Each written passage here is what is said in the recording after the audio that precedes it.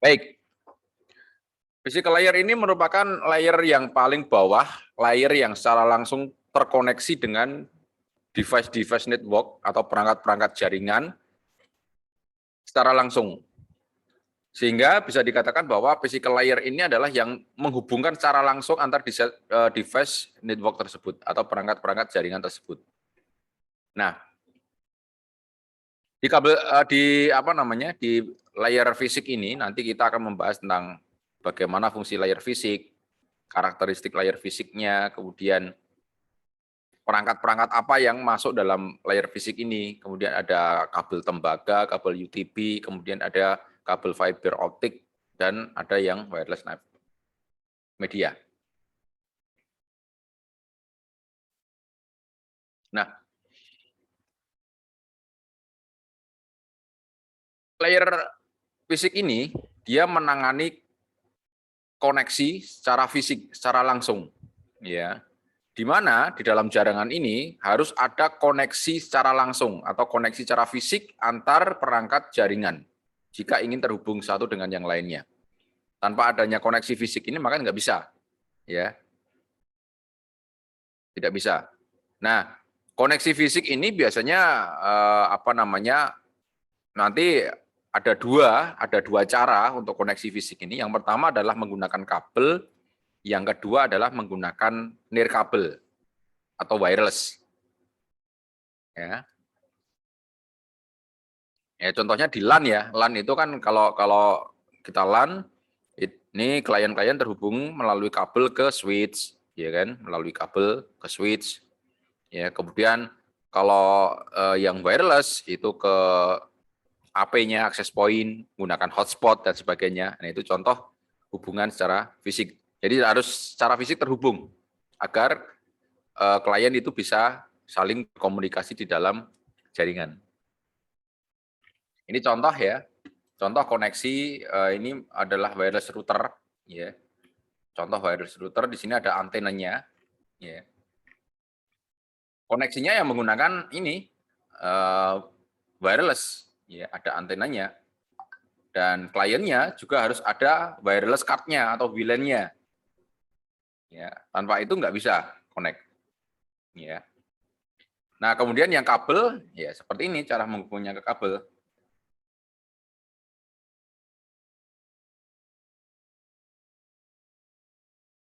Ya. Jadi kalau terhubung secara kabel, ya, jadi bedanya seperti itu ya. Jadi saya kira teman-teman sudah paham. Ya, kemudian ada network interface card, ini adalah perangkat yang digunakan untuk koneksi ya ke jaringan yang melalui layer fisik ini. Ya. Ya, port LAN ya, port LAN biasanya di sini adalah NIC atau LAN port ya kalau di komputer Anda. Nah, physical layer ini merupakan layer yang paling bawah ya. Kalau di model OSI seperti yang kemarin kita sudah pernah singgung ini ya. Ini adalah proses enkapsulasi data di mana physical layer ini mengubah data itu menjadi bit sehingga bisa ditransmisikan melalui media transmisi. Ini ya. Sebelum melalui media transmisi ini nanti layer fisik merubah data ini menjadi bentuknya bit, ya, dirubah ke dalam bentuk bit data. Ya, 0101 dan sebagainya. Ya. Kalau perubahan data di masing-masing layer itu kemarin sudah kita bahas di proses enkapsulasi, namanya PDU, ya, protokol data unit. Kalau di layer aplikasi itu ada user data, kemudian di layer transportasi, ya, itu ada segmen, kemudian di internet layer ada paket, kemudian di data link dan fisik ke layer itu ada Ethernet frame. Ya.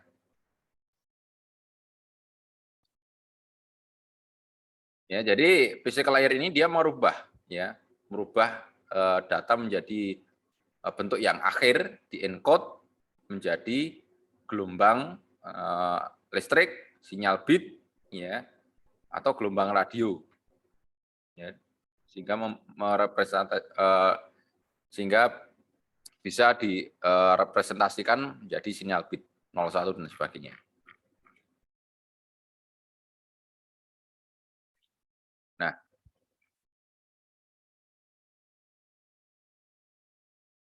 Nah,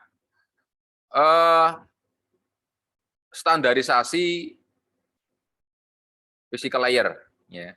Jadi physical layer ini adalah perangkat-perangkat yang terhubung secara fisik, ya. Di sini ada perangkat-perangkatnya, ya. Nah, perangkatnya ini untuk membuatnya, ya, itu menggunakan standar yang sudah ditetapkan. Kemarin kan standarisasi kan ada banyak sekali ya, ada ISO, ya. Jadi yang mengatur ini ada ISO, ya, ada TIA, IA, ada ITU, ada ANSI, ada IEEE, dan sebagainya.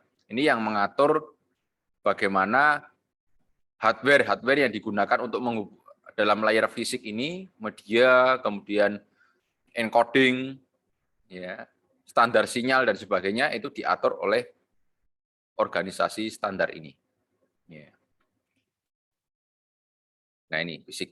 Jadi yang termasuk fisik di sini ada ini ya hardware-nya ya, LAN card-nya, kemudian ada medianya itu kabel, wireless, proses encoding-nya, proses sinyalnya seperti apa itu diatur di ini organisasi-organisasi ini. Nah, komponen-komponen fisik ya, layar standar itu ada 3 fungsi areanya. Yang pertama adalah komponen fisik ya. Komponen fisik ini hardware fisiknya. Contohnya ya itu tadi, NIC, network interface card-nya itu tadi. Ada 2 jenis ya, ada yang kabel, yang ada yang nirkabel atau WLAN. Nah, ini komponen fisik ini meliputi hardware, kemudian media, kabelnya, konektor yang digunakannya, ya. Ini adalah komponen fisik. Kemudian encoding, encoding ini adalah metode merubah data menjadi kode, sinyal, ya itu proses encoding. Ya. Proses encoding. Nah, contohnya yang digunakan di sini adalah encoding metodenya menggunakan Manchester, metode Manchester. Ya. Jadi kalau sinyalnya turun itu berarti dia 0, sinyalnya naik dia 1, sinyalnya turun dia 0, sinyalnya sama itu 0, sinyalnya naik itu 1, ya. Habis kalau itu 1 naik lagi 1 dan sebagainya. Ini adalah contoh metode encoding. Nanti ada banyak ya, sekitar ada 7 metode encodingnya. Ada Manchester atau apa itu saya lupa. Di komunikasi data kemungkinan dibahas ya, metode-metode proses encoding. Salah satu contohnya adalah metode Manchester ini. Kemudian proses penyinalan, ya, signaling, ya. Intinya sinyal itu dipancarkan apa namanya? Itu untuk merepresentasikan angka 0 dan 1 bit, ya. 0 dan 1. Proses penyinalan. Nah, yang pertama adalah ini ya, sinyal yang ada di kabel tembaga. Mungkin seperti ini sinyalnya, ya. Dalam bentuk pulsa listrik, ya. Kabel itu menggunakan pulsa listrik. Menggunakan apa namanya sinyal listrik. Nah, kemudian kalau yang di kabel fiber dia menggunakan sinyal cahaya. Jadi menggunakan mungkin cahayanya mati, dia 0, cahayanya hidup, dia 1, 0 mati, dia hidup 1, seperti itu. Kalau ini tegangan, ya tegangannya naik, berarti 1, tegangannya turun 0, naik 1, 0, turun 0, seperti itu. Kalau fiber optik menggunakan menggunakan sinyal cahaya. Nah, kalau yang wireless dia menggunakan apa namanya gelombang mikro ya, gelombang radio. Ya, hampir sama dengan kabel ini tadi, ya. Tapi dia lebih ke dalam bentuk analog ya. Sinyalnya ini analog. Ini ada yang digital juga ya. Seperti ini contohnya. Dia menggunakan gelombang. radio. Nah, kemudian bandwidth. Bandwidth ini merupakan kapasitas ya. Bandwidth ini lebar jalur. Kalau dalam bahasa translate-nya itu lebar jalur, bandwidth. Ya. Seberapa besar jalur tersebut bisa digunakan untuk lewat datanya. Ya. Jadi data itu bisa lewat di jalur tersebut itu adalah bandwidth, ya, ukuran bandwidth. Contohnya begini ya, misalkan saya mempunyai lebar bandwidth-nya 2 mega, ya 2 mega, 2 Mbps. Nah, saya mempunyai ukuran file itu sebesar 10 mega, ya 10 mega. Maka file saya ini akan ditransfer dalam waktu 5 detik. Karena saya hanya mempunyai 2 Mbps, 2 megabyte per second. Ya, ketika saya mengirimkan 10 mega file saya, maka itu akan dikirim dalam waktu 5 detik, dipecah, ya, dipecah. Tapi kalau saya bandwidth saya itu lebarnya 2 MB, saya mempunyai file yang dikirim juga 2 MB, maka dia akan dikirim dalam waktu 1 detik. Seperti itu, ya. Prosesnya pengirimannya seperti itu. Jadi kalau datanya itu lebih besar dari lebar bandwidth-nya, maka dia akan dipecah. Ya, akan dipecah. Tapi kalau sesuai atau kurang, maka dia akan dikirim secara langsung. Itu ya.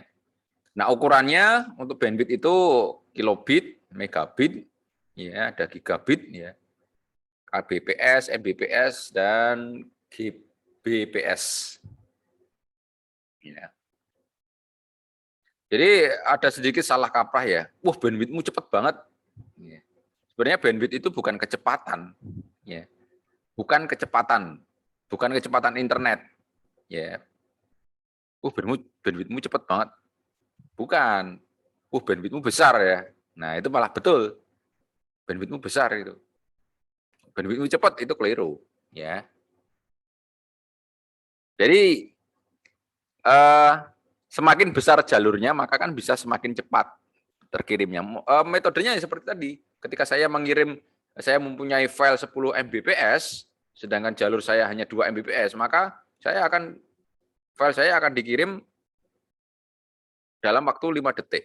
Tapi kalau saya mempunyai file 2 MB, saya kirimkan melalui jalur saya 2 Mbps, maka akan dikirim 1 detik. Nah, itu yang membuat orang, kok cepat. Nah, itulah. Sebenarnya bukan cepat, ya, bukan kecepatan internet itu ukurannya bukan ini.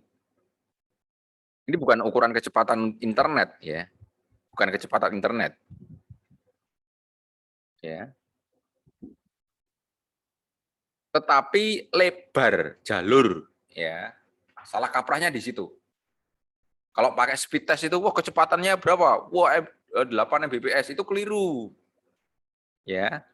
Itu bukan kecepatan. Ya. Harusnya lebar jalurnya. Ya, bukan kecepatan, tapi lebar jalurnya. Semakin lebar jalurnya, semakin istilahnya semakin cepat file itu akan terkirim. Ya, analoginya seperti tadi yang sudah saya sampaikan tadi terkait ukuran file tadi. Filenya 10 MB dikirimnya melalui jalur 2 MB. Berarti kan akan dikirim dalam waktu 5 detik. Ya kan? Seperti itu, modelnya seperti itu, ya. Kalau saya mempunyai lebar jalurnya itu 10 Mbps, ya, saya mau mengirim file ukuran 10 MB tadi, ya langsung dikirim dalam waktu 1 detik. Nah, jadi semakin lebar bandwidth, semakin lebar jalurnya, maka semakin cepat mengirimnya. Jadi bukan kecepatan internet ya, tapi lebar jalurnya, lebar jalan, ya, lebar jalan. Ya contohnya gini lah, analoginya seperti jalan ya. Jalan depan Amikom itu ring road ya. Itu kan ada jalur cepat dengan jalur lambat. Motor ya, kalau lewat jalur cepat itu kan bisa full ya, kecepatannya full. Wus wus wus. Karena apa? Dia kecil dapat jalur yang besar. Tapi sebaliknya, mobil lewat di jalur lambat pasti akan pelan karena apa? Terbatas ini geraknya. Ngebut sedikit kena trotoar nanti, kena separator. Ya kan? Nah, analoginya seperti itu. Ya. Jadi bandwidth ini bukan kecepatan internet, tapi lebar jalur, ya, lebar jalur. Ya. Satuannya ada bit per second, BPS, ya ini paling apa namanya? Paling bawah. Kemudian ada kilobit, ada megabit, ada gigabit, ya.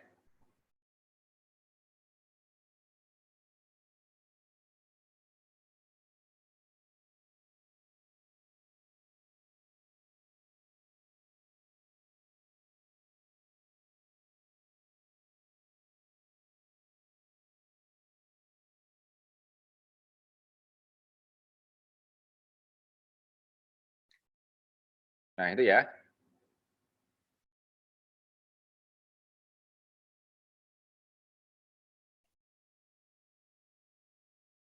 Jadi sekali lagi bandwidth itu bukan kecepatan, tetapi lebar jalur. Ya, lebar jalur.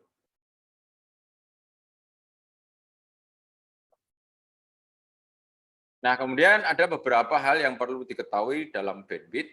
Ya, itu ada latensi, ada throughput, ada goodput. Ya, latensi ini adalah sesuatu yang menghambat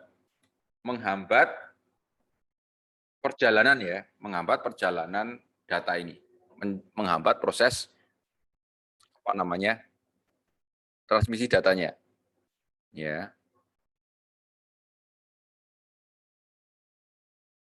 sehingga di situ nanti akan muncul delay, ya, delay. Jadi latensi ini hambatan, ya. Nah, kemudian kalau throughput, ya, throughput ini adalah data yang terkirim, ya, pada suatu waktu, ya. Jadi data yang bisa terkirim pada suatu waktu. Jadi kalau kita lihat speed test tadi ya, misalkan kita contoh speed test.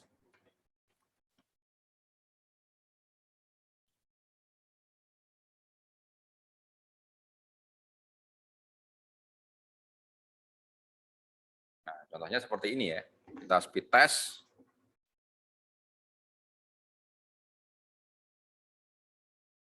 Nah, ini kan apa namanya? Lebar data, ya, lebar atau besarnya data yang dikirim dalam waktu berapa ini? 1 menit. Ya. Jadi ini diuji, ya, diuji. Ini proses pengujian, ya. Oh, untuk mengunduhnya itu bisa sampai besarnya 21 Mbps, ya, untuk mengunduhnya. Jadi kalau Anda punya file 15 MB ya diunduh nggak sampai 1 detik. Ya. Nah, untuk unggahnya atau uploadnya itu 21 MB. Ya. Jadi throughput bisa kita lihat dari sini ya, dari menggunakan fasilitas ini kita tahu sebenarnya berapa sih, ya, dalam satu waktu ya. Ini ngepingnya berapa? 13 ya, 13 milisecond. Ya, prosesnya nggak nyampe 1 detik ya. Nah, ini throughputnya. Ini throughput ini untuk membuktikan benar nggak sih fasilitas, misalkan Anda berlangganan dengan provider ya, mendapatkan 2 Mbps misalkan. Benar nggak 2 Mbps? Nah, dicek menggunakan ini. Oh, ternyata throughputnya nggak sampai 2 Mbps.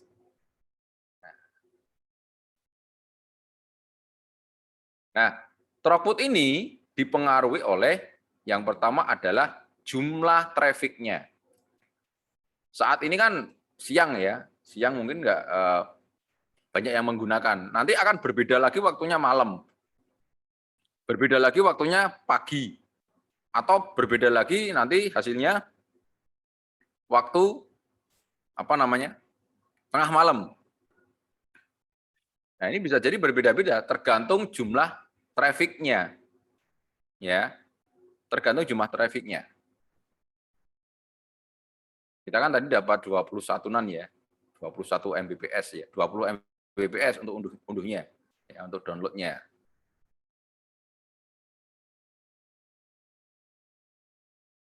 Ya. Oh, sekarang naik ya untuk unduhnya. Tadi 20, sekarang 21.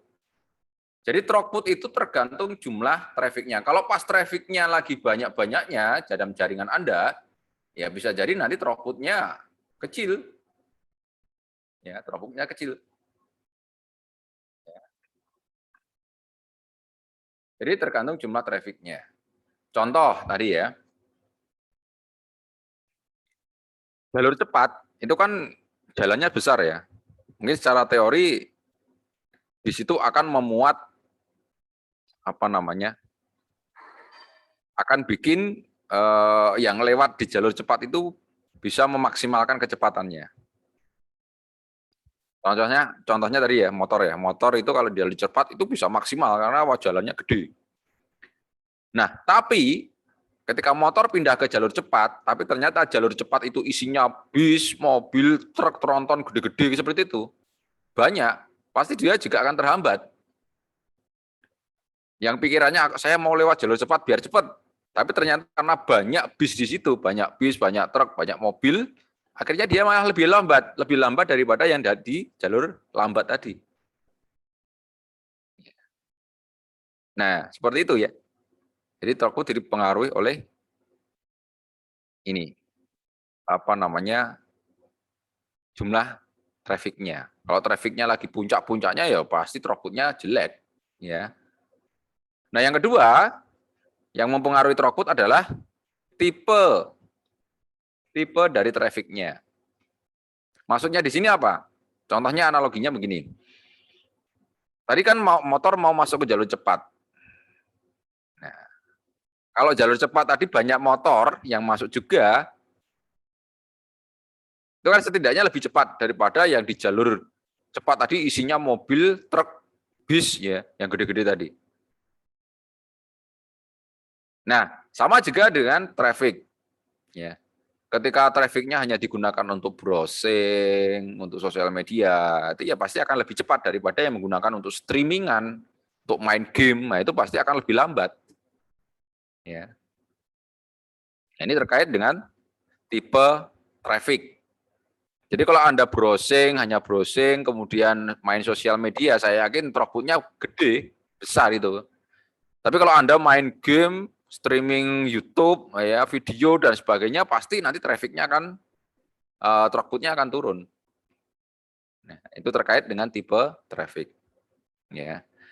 Kemudian latensi yang dibuat dari beberapa apa namanya network device, ya.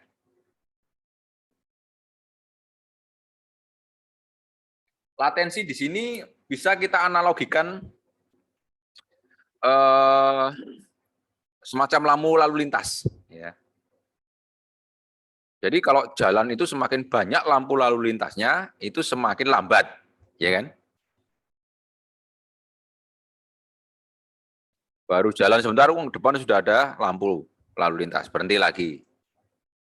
Di sana ada lampu lalu lintas, berhenti lagi. Semakin banyak lampu lalu lintasnya, maka semakin lama waktunya. Throughputnya semakin kecil, ya, semakin lambat, ya, seperti itu. Jadi itu ya latensi itu penghambat. Oke, kemudian goodput, ya, goodput ini adalah hasil yang nyata, ya, hasil yang nyata. Goodput ini adalah hasil yang nyata. Biasanya dia akan lebih kecil ya daripada throughputnya. Jadi ini pastinya berapa sih? Bandwidth-nya ini pastinya berapa sih? Nah, itu tadi. Ini kalau goodwood ini adalah throughput dikurangi traffic, ya, traffic, jumlah trafficnya.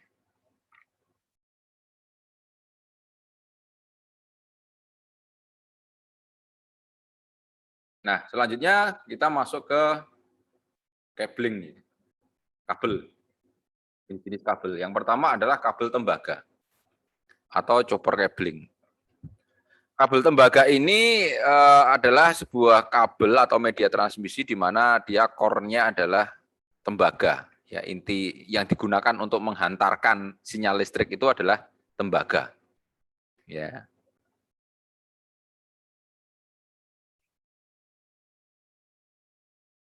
Penggunaan ini kabel tembaga ini ya digunakan karena yang pertama adalah lebih murah. Lebih murah, kemudian masangnya mudah, kemudian tahan terhadap gangguan arus listrik. Ya, biasanya lebih tahan gangguan terhadap arus listrik. Akan tetapi kabel tembaga ini dia terbatas pada jarak dan interferensi sinyal. Ya. Karena jaraknya ini tidak bisa jauh-jauh, maksimal 100 meter ya untuk kabel tembaga ini. Kalau lebih dari 100 meter maka sinyalnya nanti akan melemah. Itu yang namanya ini attenuation. Sinyal attenuation ini adalah pelemahan sinyal akibat jarak. Ya, itu namanya attenuation. Kemudian nanti ada noise. Noise itu karena lemahnya sinyal karena ada interferensi ya. Nah, interferensi ini ada dua. Yang pertama adalah interferensi elektromagnetik, ya, gelombang elektromagnetik, dan interferensi gelombang frekuensi radio. Ya. Kedua interferensi ini dapat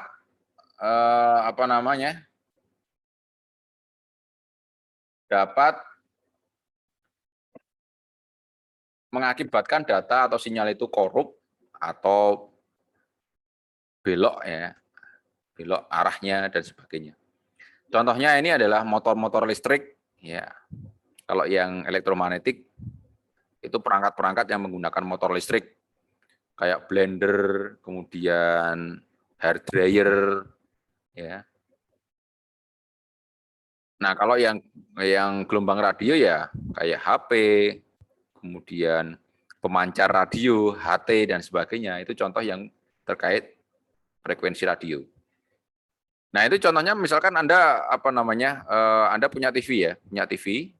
Kemudian Anda menghidupkan contohnya apa ya? Hair dryer lah atau kipas angin di dekat TV Anda. Pasti nanti suatu saat gambarnya akan goyang.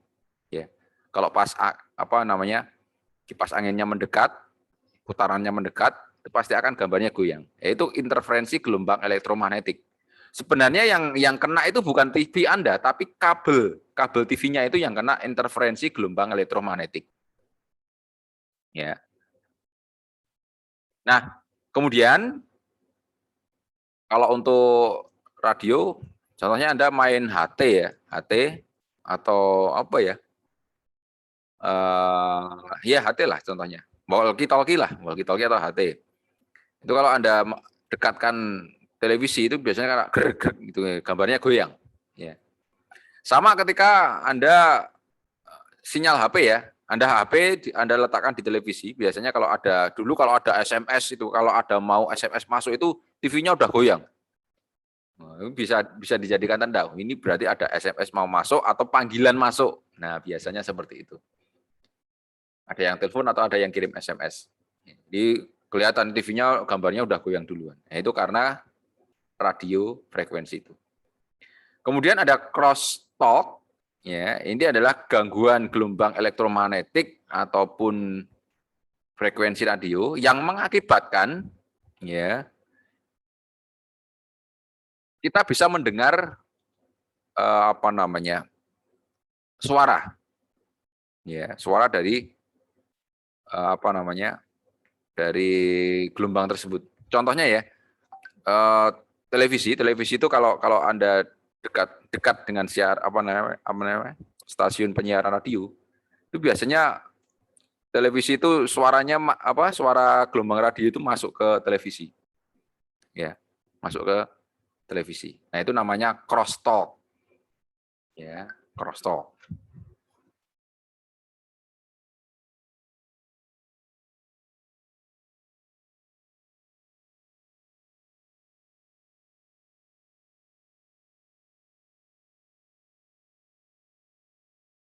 Itu namanya crosstalk. Ya. Nah, ini contoh interferensi ya. Interferensi ya dari gelombang atau dari transmisi. Ini harusnya seperti ini, kemudian kena interferensi seperti ini, jadi rusak. Kemudian ternyata ada tambahan data yang berubah. Nah, ini. Nah, kemudian tipe-tipe kabel.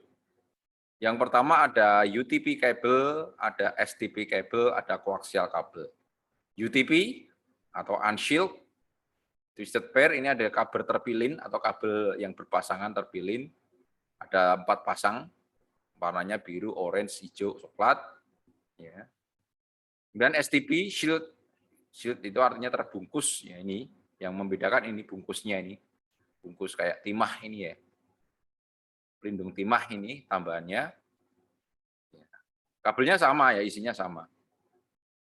Orange, hijau, ini ada 4 pasang dan terlilit.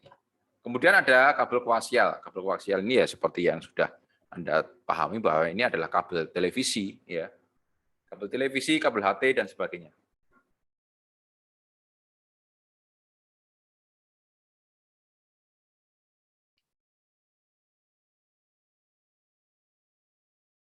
Oke. Ini koaksial kabel ya. Semuanya inti kabelnya dari tembaga. Ya, dari tembaga.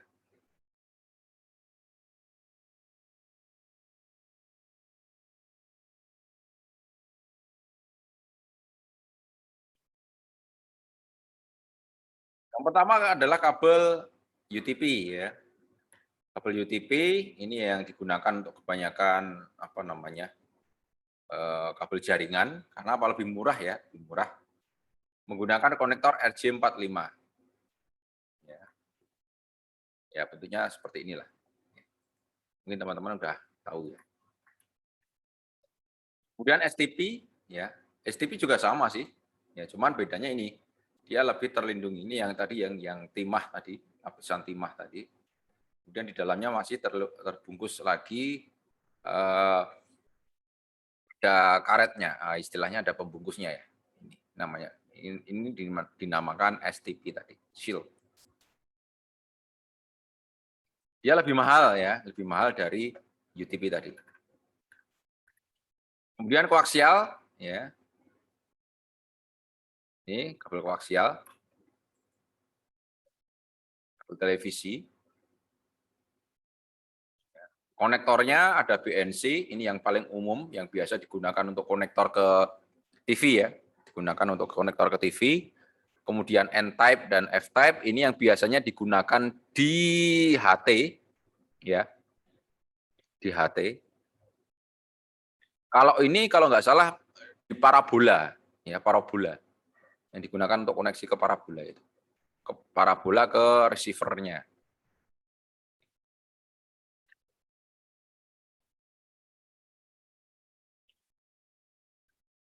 Nah, kemudian proses pengkabelan ya, proses pengkabelan UTP. Jadi cara untuk pengkabelan UTP ini ada caranya ya, sehingga nanti bisa sesuai standar ya. Nih. Jadi ini contohnya ya, dipotong rata semua. Perangkat-perangkatnya yang pertama ada tang krimping namanya. Tang krimping itu yang digunakan untuk memotong ujung-ujungnya ini, juga digunakan untuk mengupas ini. Juga digunakan untuk mengunci ya, mengunci kabelnya ini ke konektornya. Ya, ke konektornya. Nah, di sini standarnya ada tipe kabel, kabel panjang kabelnya. Ya. Nah, tipe-tipe kabel UTP ini ada 1, 2, 3, 4, 5, ada 5. Yang pertama adalah kategori 3. Kategori 3 ini adalah awal ya, kabel UTP awal. Ini biasanya digunakan untuk kabel telepon, ya, kabel telepon. Biasanya ukurannya lebih kecil ya. Kemudian ada Cat 5. Nah, Cat 5 itu ada Cat 5 dan Cat 5E. Itu support untuk 100 Mbps, kalau yang 5E 1 giga. Ini yang UTP ya, yang UTP. Nah, kemudian masuk ke kategori 6 dan 6E, 78, dia sudah masuk ke STP. Ya. Jadi ya sama sih sebenarnya TP ya. TP. Kalau yang UTP tadi itu hanya kategori 3 sampai 5 dan 5E itu UTP. Kalau yang 6, 6E, 7, dan 8 itu sudah masuk ke kategori STP. Ya. Dia datanya juga sudah lebih besar lebarnya, sampai 10 giga. Yang 7 itu sudah support ke 10 giga lebih, yang 8 itu support sampai 40 giga. Contohnya seperti ini. Jadi mulai Cat 6, kategori 6 ke atas itu sudah STP.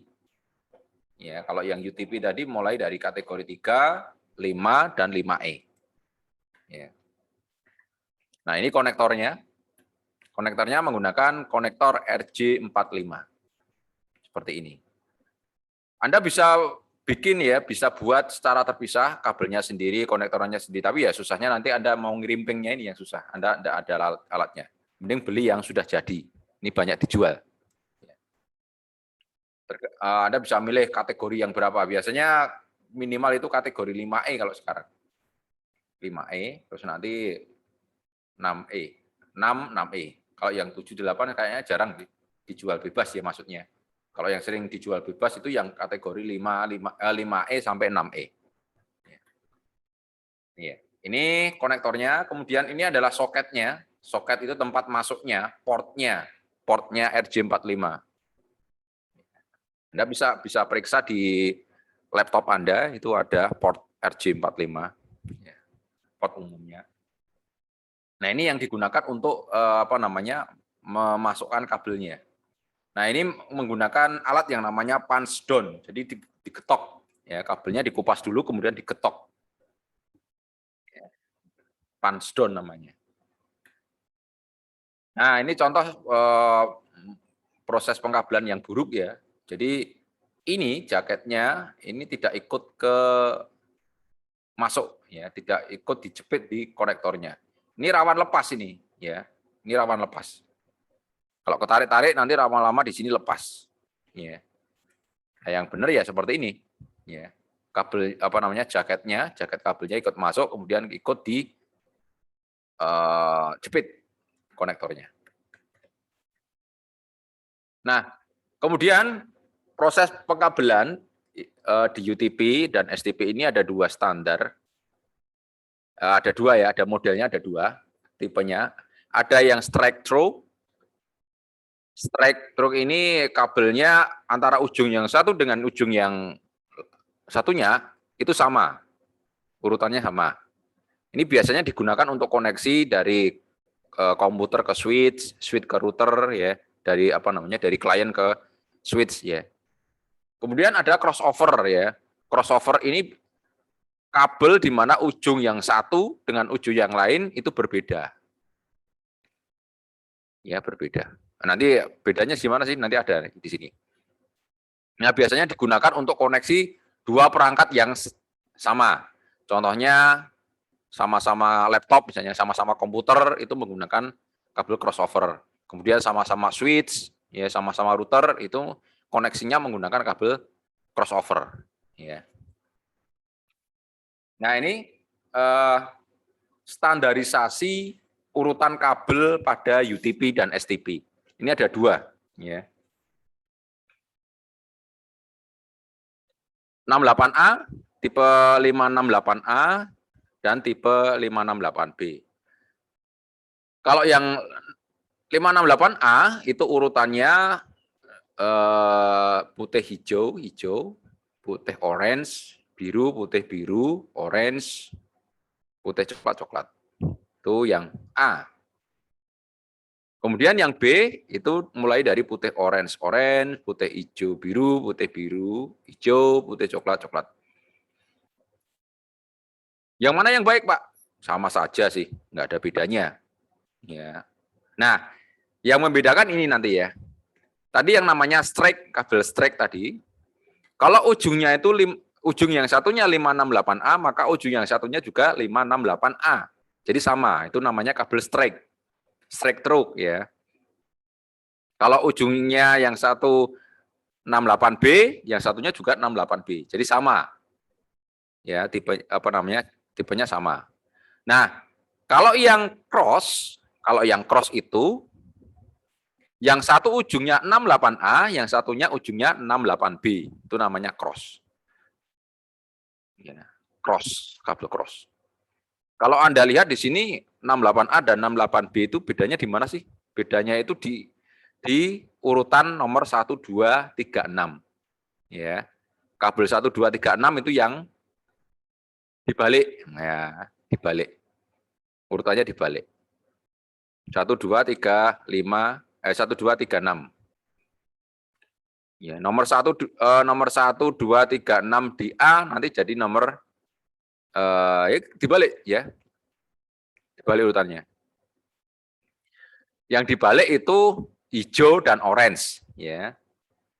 Putih hijau ya, kalau di 6B jadi 36 ya. Tapi kalau yang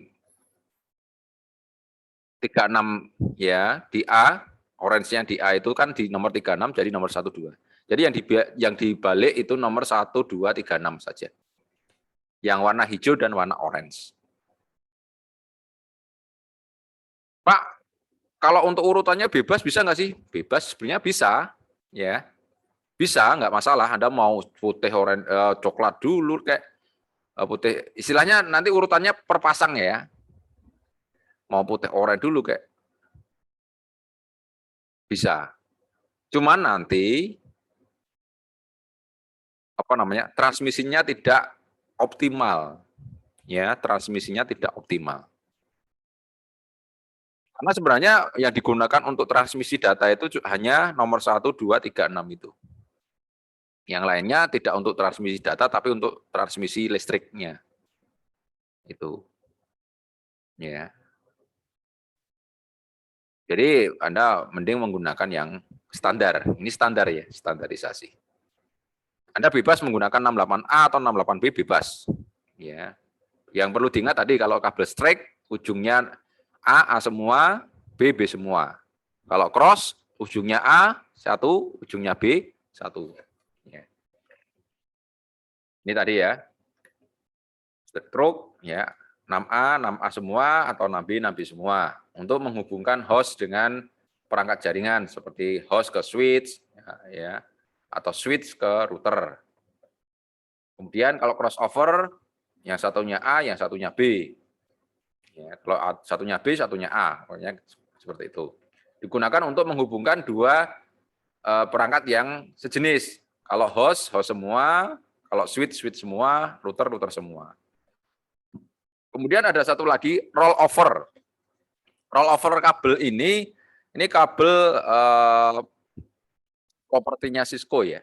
Jadi Cisco yang membuat kabel rollover ini biasanya digunakan untuk koneksi melalui konsul. Nah, kemarin kan kita koneksi apa namanya? Koneksi dari apa namanya? Dari PC ya, dari PC ke switch itu kan ada yang menggunakan kabel konsul. Ya, kabel konsul ini jenisnya rollover. Rollover ini kabelnya itu bagaimana ya? Kabelnya itu di mirror. Jadi kalau di sini urutannya 1 2 3 4 5 6 7 8, nah di ujungnya yang satu itu urutannya 8 7 6 5 3 4 2 1. 4 3 2 1. Jadi di mirror ya. Tapi hanya digunakan khusus untuk koneksi ke konsol. Jadi dari serial, jadi serial port PC itu menggunakan kabel konsol, itu nanti koneksinya menggunakan ini port serial. Seperti apa sih? Ya,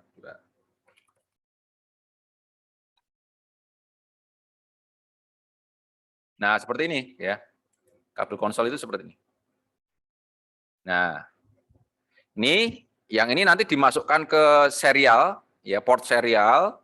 Yang ini nanti dimasukkan ke konsolnya switch atau router. Ya, ini kabel konsol. Ya, seperti ini ya. Nah, ini kalau praktikum ada ini di lab ada. Jadi kalau Anda nanti mau connect dari PC ke switch atau ke router menggunakan konsol, ya ini menggunakan kabel ini. Ya, kabel ini. Nah, kabel ini jenisnya adalah roll over. Jadi kabelnya di mirror ya, urutannya di mirror. Nah, ini contoh dari kabel konsol tadi. Ini ya. Nah, nanti silahkan untuk ini ya dikerjakan. Kemudian kita masuk ke kabel fiber optik. Ya, kabel fiber optik apa sih? Nah, seperti ini kabel fiber optik. Ya. Mungkin kita ada yang sudah pernah melihat langsung. Ya. Sebenarnya di lab juga ada kabelnya, yang karena kita tidak bisa ke lab, ya bagaimana lagi ya? Kita lagi online belajarnya. Mungkin kalau nggak salah November apa ya? Mungkin ada hybrid ya, mungkin ada yang setengah masuk, setengah online. Kalau nggak salah saya dengar seperti itu sih. Cuman di lab-lab tertentu ya, lab-lab tertentu yang tidak bisa di-online-kan. Ya, contohnya lab hardware, software, kemudian yang apa tadi ya, IoT dan sebagainya itu kayaknya pokoknya yang nggak bisa di-online-kan lah. Itu nanti ada hybrid. Nah, kabel fiber optik itu sinyalnya tadi sudah saya sampaikan dia berupa sinyal cahaya. Ya. Nah, ini ada dua tipe, yang ada single mode, ada multi mode. Ya. Nah, yang single mode seperti ini, dia hanya mentransmisikan satu cahaya, ya, single strike path, jadi satu cahaya. Jadi jalurnya cahayanya cuma satu, shred, ya, cuma satu saja. Makanya dia lebih cepat, ya, dia lebih cepat. Jadi hanya dilewati satu cahaya. Ya, intinya jalur khusus lah, jalurnya hanya satu. Ini yang single mode, ya. Dia digunakan untuk jarak jauh sampai ratusan kilometer, ya. Itu menggunakan single mode. Biasanya untuk TV kabel, kemudian teleponi haul, ya. Kemudian yang multi mode, nah yang multi mode seperti ini. Jadi dia bisa ditransmisikan lebih dari satu sinyal cahaya. Makanya dia lebih pendek ya. Tidak bisa apa namanya, tidak bisa jarak jauh. Dia maksimal hanya 550 meter atau setengah kilo saja. Ya. Setengah kilo saja. Ini yang multimode ya. Kemudian penggunaan kabel fiber ya. Yang pertama adalah digunakan untuk jaringan enterprise. Biasanya backbone ya. Digunakan untuk menghubungkan infrastruktur jaringan di suatu perusahaan ya. Di perusahaan. Contohnya Amikom. Amikom ini backbone-nya sudah menggunakan fiber optik ya. Jadi dari provider utama masuk ke Amikom ya, itu menggunakan fiber optik. Ya. Biasanya digunakan seperti itu. Atau biasanya bank ya, bank antar cabang dalam satu provinsi itu biasanya backbone-nya, jaringannya utamanya itu menggunakan fiber. Ya. Itu. Kemudian yang kedua adalah fiber to home. Nah, ini biasanya yang digunakan untuk provider internet ya. Contohnya IndiHome ya. IndiHome itu kalau Anda aksesnya dekat jalan, biasanya Anda koneksinya ke rumah Anda itu menggunakan fiber. Ya, tapi kalau ada yang masuk itu biasanya cuma menggunakan kabel telepon. Ya, karena nggak didukung oleh fiber. Fibernya itu cuma paling dekat di jalan. Ya, kalau rumah Anda di dekat jalan itu biasanya menggunakan fiber. Kemudian ada long haul network. Nah, ini biasanya digunakan untuk mengkoneksikan antar negara dan kota. Ya, digunakan untuk itu. Biasanya untuk Telkom kemana, ke negara yang lain. Jadi untuk menghubungkan provider-provider utama di negara tersebut. Kemudian ada submarine cable, jaringan kabel bawah laut. Nah, kemarin yang kasusnya Telkom yang mati itu ya, itu karena katanya sih digigit oleh hiu katanya. Tapi apa yang nggak ada kerjaan ya, hiu gigitin kabel kayak gitu, mending gigitin ikan makan itu. Ya. Ini kabel bawah laut, ya, kabel bawah laut. Itu penggunaan fiber optik. Kemudian jenis-jenis konektor, ya, fiber optik. Yang pertama ada ST, strike tip. Nah, ini seperti ini.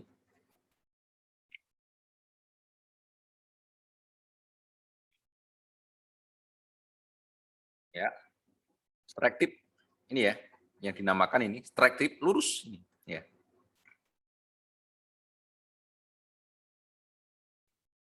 Nih, kemudian ada subscriber konektor atau SC.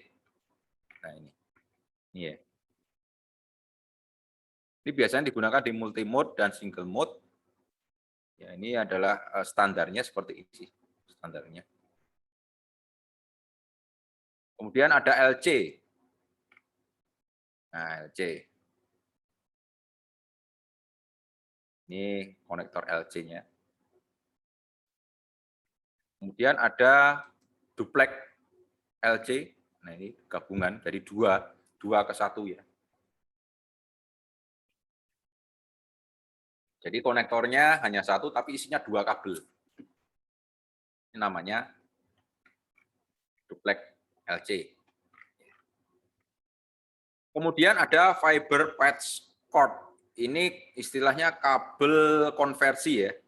Kayak USB ke VGA, VGA ke USB, atau apa namanya, USB tipe C ke A dan sebagainya. Konverter kabelnya. Nah, ini banyak sekali. Jadi biasanya digunakan untuk menghubungkan ya. Ini ada kabel SC to SC ya. Nah, ini sama, ujungnya sama.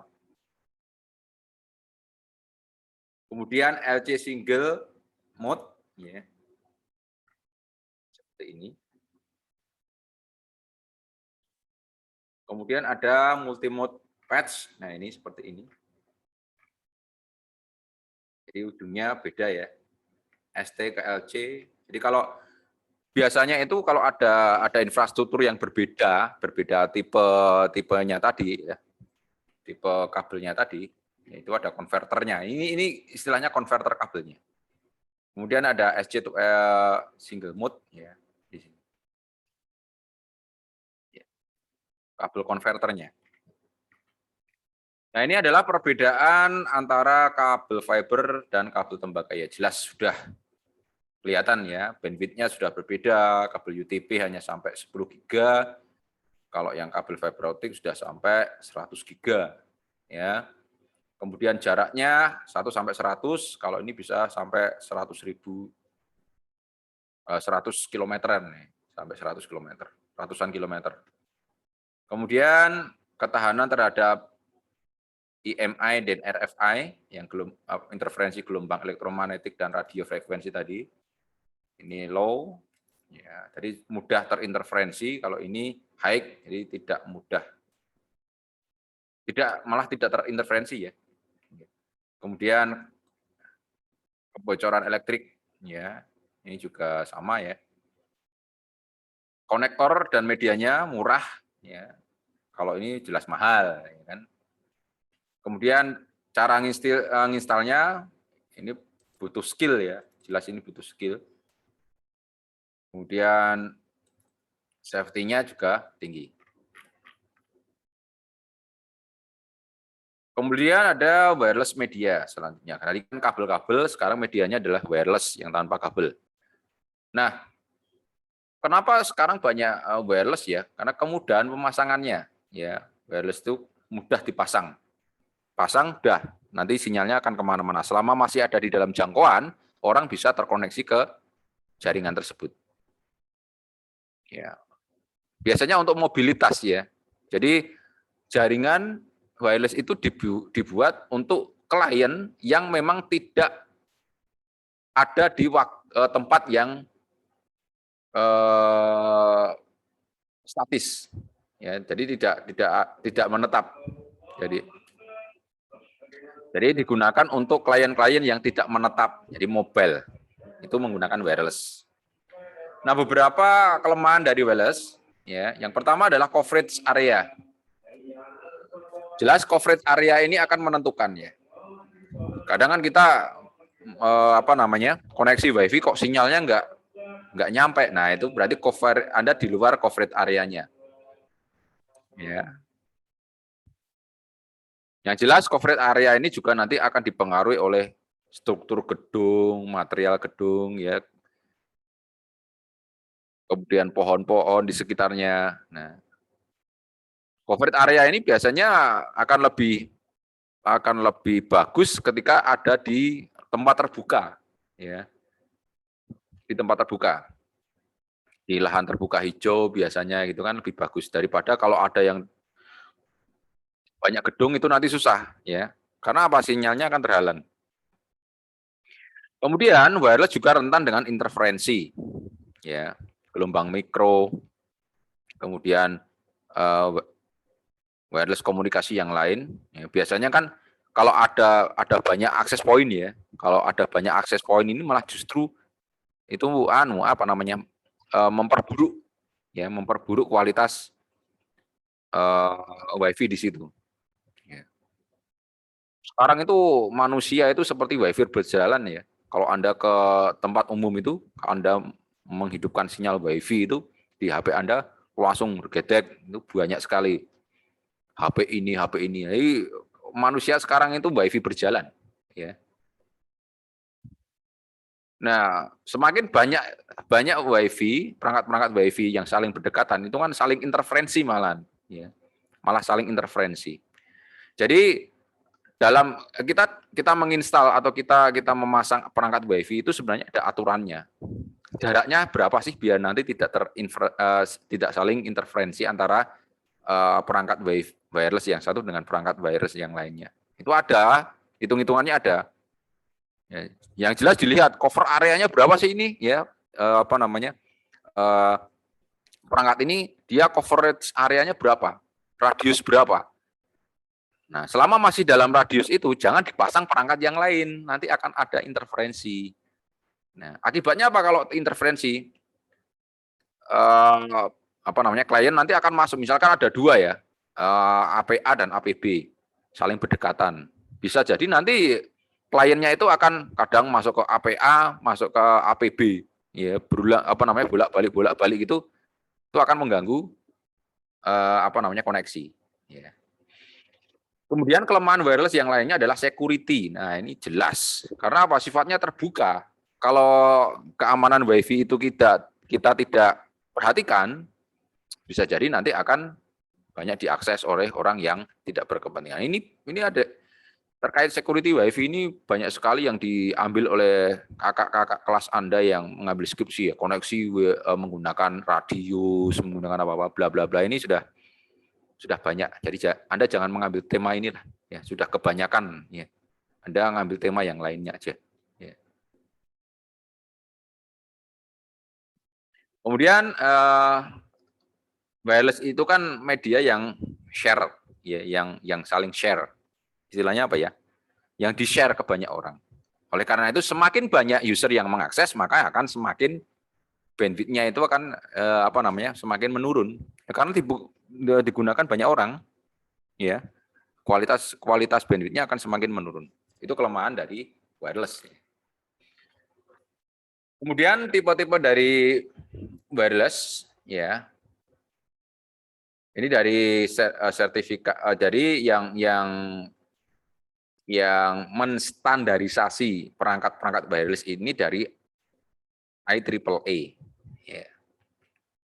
Ya. Jadi IEEE ini merupakan standar industri perangkat wireless ya, yang menyangkut nanti proses encoding radio proses encodingnya, kemudian frekuensinya, kemudian decodingnya, kemudian desain antenanya dan sebagainya itu diatur oleh IEEE. Nah, beberapa tipe wireless media yang menurut IEEE yang pertama adalah Wi-Fi. Nah, Wi-Fi ini kan teknologi ya, ini teknologi. Teknologi wireless yang standar dari IEEE itu adalah Wi-Fi. Itu standar dari AAA 802.11. Ini yang umum digunakan ya. Umum digunakan di sini ya, dalam jaringan jaringan wireless. Kemudian Bluetooth ya, Bluetooth itu juga termasuk wireless standar. Itu IEEE 802.15 ya. Itu Bluetooth. Jaraknya 1 sampai 100 meter.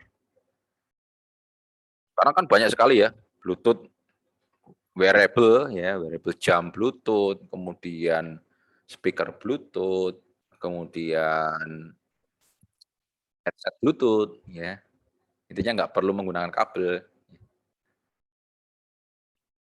Kemudian ada WiMAX. Nah, WiMAX ini dia hampir sama seperti Wi-Fi, cuma jangkauannya dia lebih besar. Ya, jangkauannya lebih luas daripada Wi-Fi. Wi-Fi itu kan paling berapa sih? 100 meter ya. 100 meter itu udah bagus Wi-Fi itu. Ya. Kalau WiMAX itu bisa sampai kilo ukurannya ya. Untuk WiMAX ini. Ya untuk pemancarnya ya dia jauh lebih tinggi atau jauh lebih besar ya daripada yang Wi-Fi.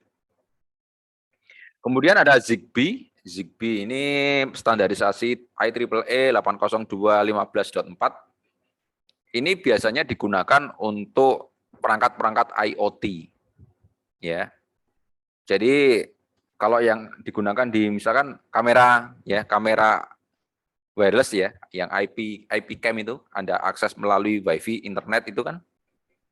Itu sebenarnya bukan WiFi sih ya, itu Zigbee. Karena apa? Dia apa namanya?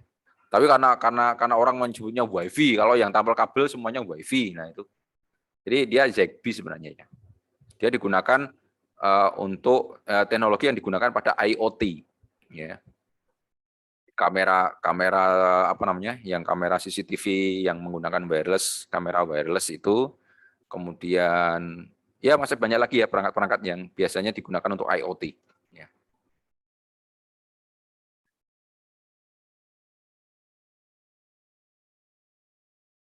Nah, wireless LAN atau WLAN. Perangkat yang dibutuhkan di WLAN itu ada dua, yaitu access point. Ya. Access point itu merupakan istilahnya apa ya? Perangkat yang digunakan untuk memberikan fasilitas sinyalnya, istilahnya pemancarnya. Ya. Pemancarnya yang ngatur dan sebagainya. Nah, contohnya ada router, ya, access point, router. Kalau kita yang umum kita gunakan itu adalah modem ya. Nah, itu contoh router wireless. Iya, sekaligus access point lah. Ya, itu. Kemudian ada wireless NIC. Jelas ini wajib ada karena itu merupakan syarat yang digunakan untuk komunikasi. NIC, wireless NIC. Nah, ini contohnya ya, contoh AP ya, router wireless ya. Kalau di sini yang paling murah Mikrotik. Ya, Mikrotik. Itu yang paling murah. Terus kemudian ada yang lain lagi modem-modem WiFi itu ya, modem-modem itu yang dijual untuk koneksi internet rumahan itu juga termasuk AP juga.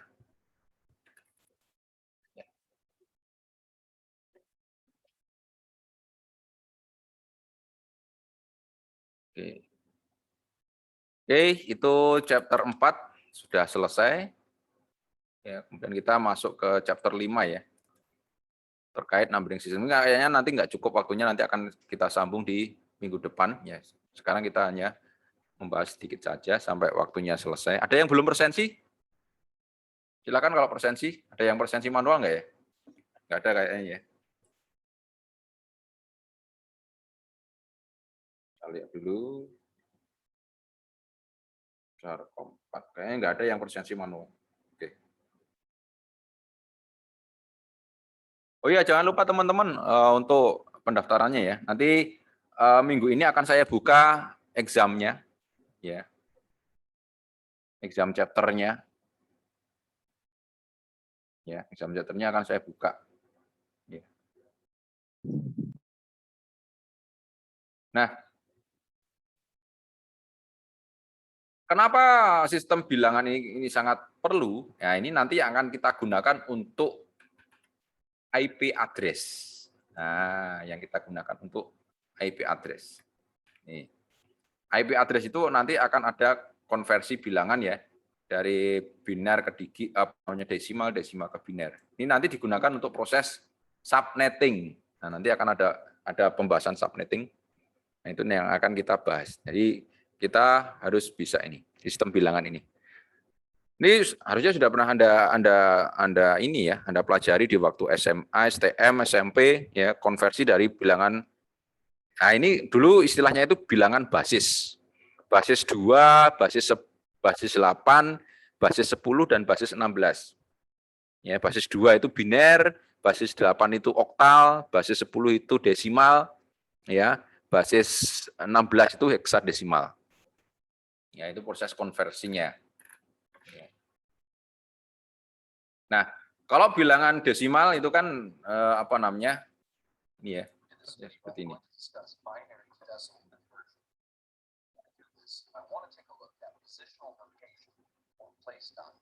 Nah, ini adalah asal-usul dari bilangan desimal.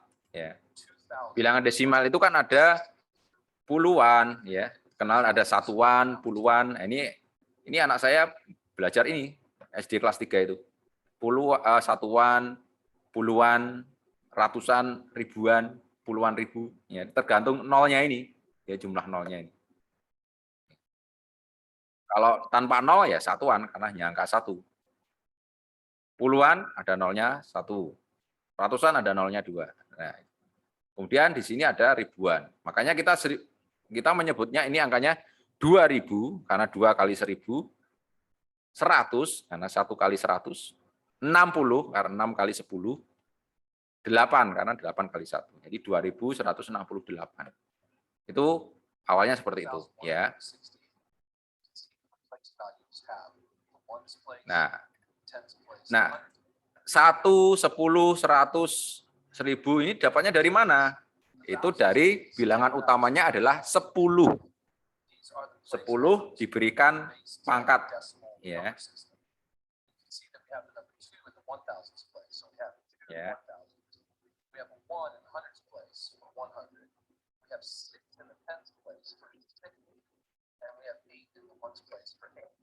Jadi bilangan utamanya adalah 10. Jadi dari angka 100, 100, 10, 100 itu nanti didapatkan dari bilangan 10 yang diberikan pangkat. Power of 10 ini. Nah ini, hasilnya dari ini. 10 pangkat 0 itu 1, 10 pangkat 1, 1, 10 pangkat 2, 100, 10 pangkat 3, 1000, dan sebagainya. Ini the power of 10. Ya, semuanya nanti akan disusun berdasarkan ini, pangkatnya. Pangkat 0, mulainya dari pangkat 0 ya. Pangkat 0, pangkat 1, pangkat 2. Dari kanan ke kiri. Ya.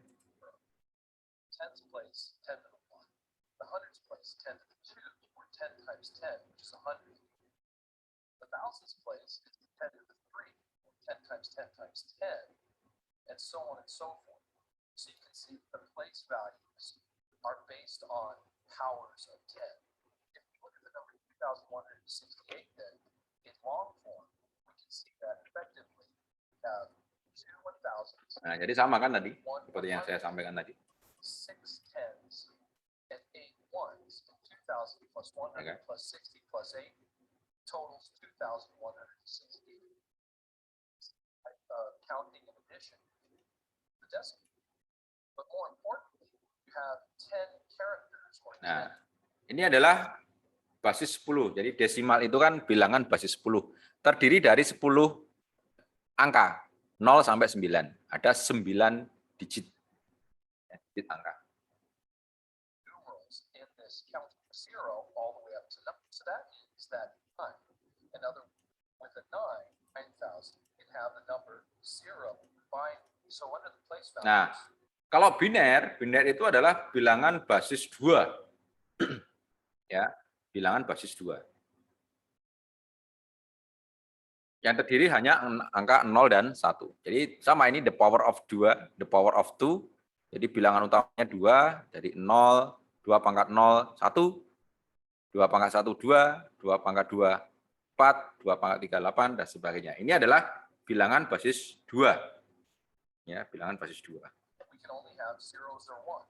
Nah, kalau untuk merubahnya dari desimal ke biner ya tinggal kalau dulu dibagi 2. Ya. Contohnya seperti ini ya.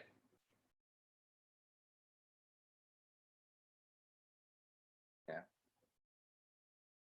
Ini kan 168.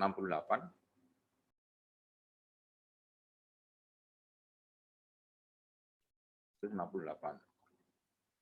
Bagi 2.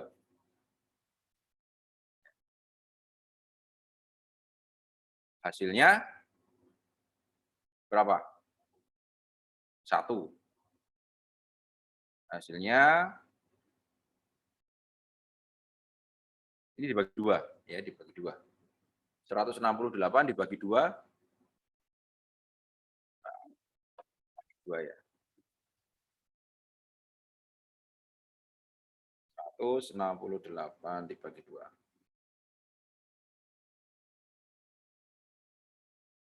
Nah, hasilnya adalah 84. Sisanya 0. Ya, karena pas, nggak ada sisa. Nah, terus lagi 84 ya, 84 dibagi 2. 84 dibagi 2 sama dengan 42 juta 0. Kemudian 42 dibagi 2 sama dengan 21 sisa 0. Kan nggak ada sisa kan ya. Kemudian 21 dibagi 2 sama dengan 10. Ya. Sisanya 1. 10 kali 2, 20, ya kan? Berarti masih ada sisa 1. 10 bagi 2 dengan 5. Sisa 0. Kan? Kemudian 5 bagi 2 sama dengan 2. Sisa 1. 2 kali 2 kan 4, berarti sisa 1 ya. Kemudian 2 dibagi 2 sama dengan 0. Sama dengan 1 ya. 2 dibagi 2 sama dengan 1, sisanya 0. Nah, kemudian 1 dibagi 2 sama dengan 0. Karena 1 dibagi 2 nggak bisa. Jadi dibagi sampai hasilnya ya. Hasilnya 0.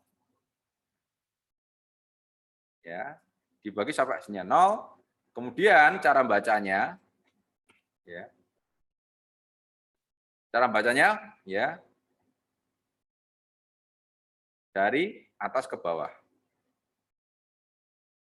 Dari atas ke bawah. Maka sama dengan 168. Ini 10 ya, basis 10 ya. Desimal sama dengan 1, 0, 1, 0, 1, 0, 0, 0. Basis 2.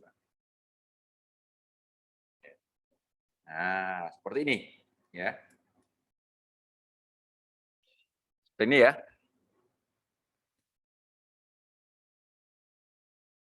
Ini dulu modelnya seperti ini. Dibagi sampai 0, sisanya adalah 1.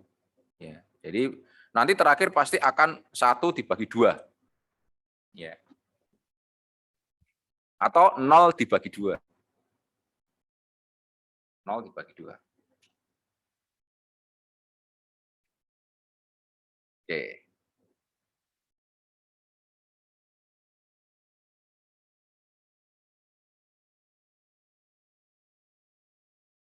Itu ya.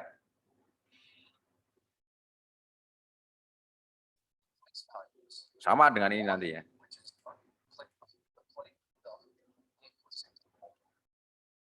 Nah, sama kan? 01. Nah,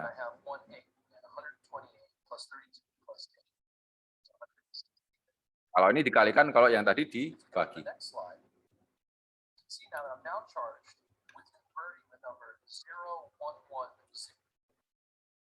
Baik. Itu mungkin teman-teman yang bisa saya sampaikan pada kesempatan siang hari ini. Nanti untuk minggu depan kita lanjutkan lagi ya. Ini yang di sini ada 50 yang apa namanya? Yang presensi. Di sini cuma ada 27 orang yang ikut. Sisanya pada kemana ini? Ya. Cuma presensi aja. Iya. Ya, monggo lah, terserah ya. Yang penting saya menghargai teman-teman yang sudah ikut kuliah pada siang hari ini.